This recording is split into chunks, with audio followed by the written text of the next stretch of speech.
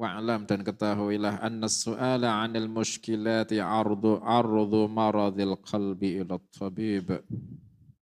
Ketahuilah bertanya bertanya tentang persoalan-persoalan itu seperti memperlihatkan penyakitnya hati kepada seorang tabib atau dokter. Kalau naik sakit pergi ke dokter. Niatnya ya biar sembuh. Orang ketika bertanya mirip kayak gitu. Dia lihat orang alim ya, gurunya. Terus kita sebagai murid ada persoalan kita kok tanya sama guru kita, itu diibarat ke orang yang sakit sedang berobat ke dokter. Permisalannya kayak gitu. Ikhtiar tujuannya apa? Nisbatnya orang sakit ya biar sembuh. Nah ini orang yang tanya persoalan, nisbatnya dia itu ke gurunya atau orang alim, itu ya biar penyakitnya itu hilang. Apa penyakitnya? Al-jahlu, kebodohan. Nah kebodohan itu disebut maradul qalbi. Penyakit yang di dalam hati. Soalnya ilmu itu obat buat hati, sebagaimana obat itu obat buat sebagaimana obat yang zahir itu obat buat badan, maka ilmu juga obat nisbatnya apa? Hati atau roh.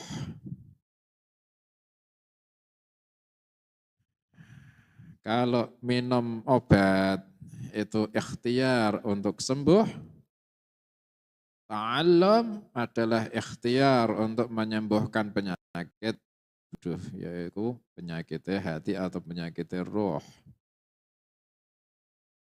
Orang yang memikirkan zahir, dia itu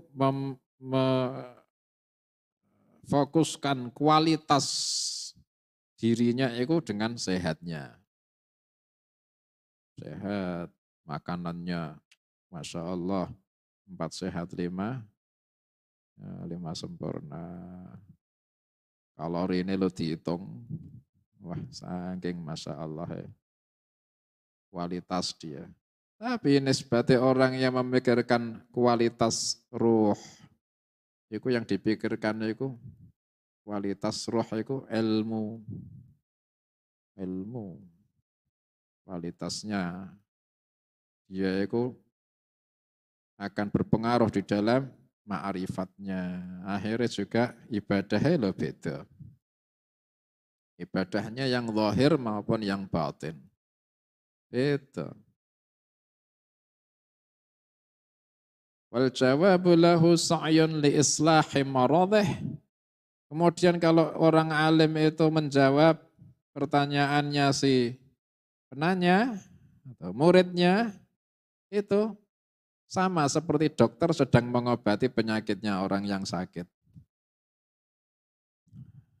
Nah, gitu. Perumpamaannya Imam Ghazali itu kayak gitu.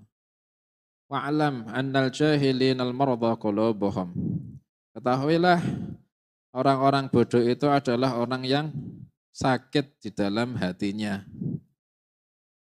Bukan sakit hati artinya sakit hati gondok, bukan loh.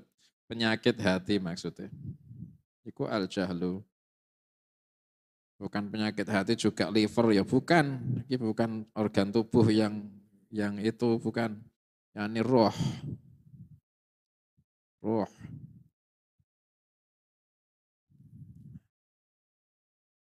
Wal ulama ul atibba. Dan para ulama adalah dokter. Wal alimun naqisu la yuhsinul mu'alajah. Orang alim yang kurang alim, wal alim dan orang alim, an-naqis yang kurang ilmunya, wal alimu dan orang alim, An-naqisu yang kurang ilmunya, alim tapi kurang ilmu. Meskipun kurang ilmu disebut alim, nisbatnya dia bukan orang yang termasuk awam, mungkin gitu. Ya toh? Itu disebut alimun naqis, orang alim yang kurang ilmu. Kurang ilmu kok disebut alim kenapa? Soalnya meskipun kurang tetap dia punya ilmu. Tidak disebut orang awam. Nah, orang awam ya jahil. Ini tidak jahil ini. Dia ada tapi ya tidak kayak ulama. Belum ulama. Itu namanya alimun naqis. La yuhsinul mu'alajata. Orang alim yang kurang ilmunya itu tidak pintar mengobati. Tidak pintar mengobati. Wal alimul kamilu, harokate wal alamu iku dibunderi. Wal alimul kamilu, yang benar wal alim ya. Dan orang alim yang sempurna ilmunya, la yu'aliju kulla maridin, tidak mengobati semua orang sakit. Tidak mengobati semua orang sakit. Kenapa? Katanya kamil. Tapi kok tidak mengobati semua orang yang sakit? Bal yu'aliju man. Akan tetapi dia hanya mengobati orang yarju yang berharap, ya, yarju yang si alim itu berharap qabulal mu'alajati, orang sakit ini mau menerima pengobatan. Wassalahi, dan menerima perbaikan. Nah gitu. Imam Ghazali mengatakan, orang alim tapi ilmunya masih kurang, itu tidak pintar ngobati. Dia masih punya an-naqsu, yaitu kekurangan. Kekurangan itu ya jahilnya itu. Gimana mau mengobati orang, dia sendiri belum pintar ngobati. Iya benar ya, dokter baru belajar obat, baru belajar satu penyakit. Terus ada orang punya penyakit komplikasi, wah campur-campur. Wah akhirnya diobati, bahaya malah. Orang datang punya bawa penyakit apa? Beser. Kok beser apa? Yang tubuhnya keluar darah ya apa? Ambeien. Wah, ambeien. Keluar darah dari tubuhnya. Ya datang ke dokter, dokternya masih belajar penyakit satu. Kenapa? Laki-laki yang sakit. Kenapa Pak? Ini tubuh saya ini keluar darah ini. Apa ambeien ini. Oh, saya tahu obatnya. Obat istihadhah. Biar mampat lo bodoh.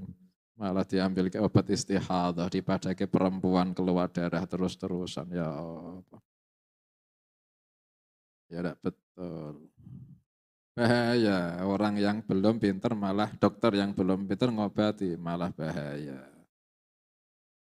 Ya Allah, wal alimul kamil, harus dokter yang sempurna. Orang alim yang sempurna itulah dokter.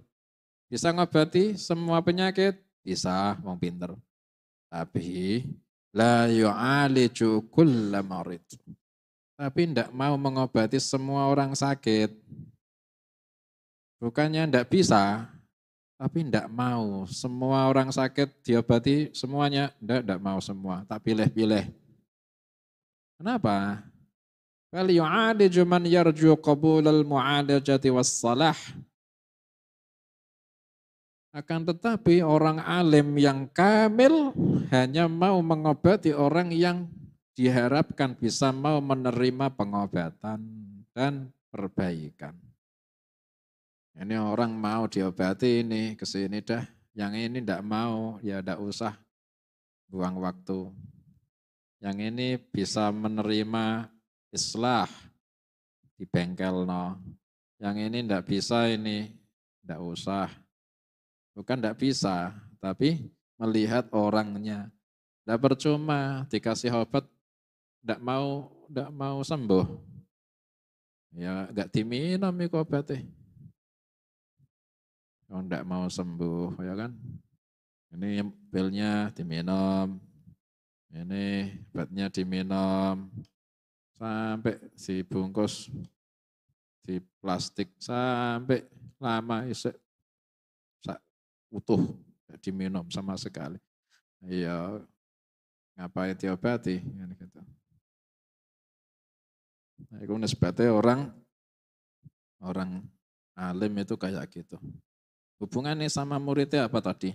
Tidak semua pertanyaan itu bisa dijawab sama gurunya. Bukan gurunya itu kurang, tapi gurunya itu melihat. Ini macam dijawab apa enggak. Nabi Khadir alaihi salam ditanya Nabi Musa, kenapa kok perahunya kau rusak? Dijawab? Hah? Malah dijawab apa? Afaukal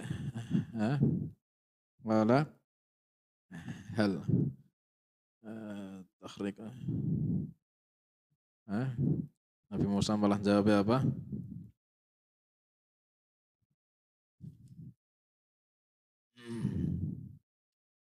Hmm. Kenapa kau rusak ke perahu? Apa pertanyaan?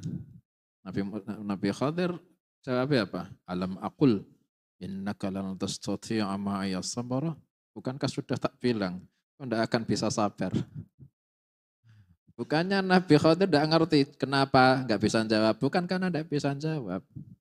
Tapi karena bukankah sudah tak kasih tahu kau tidak akan bisa sabar. Jawabannya ada nanti. Tanyanya sekarang, tetap tak jawab nanti. Gitu.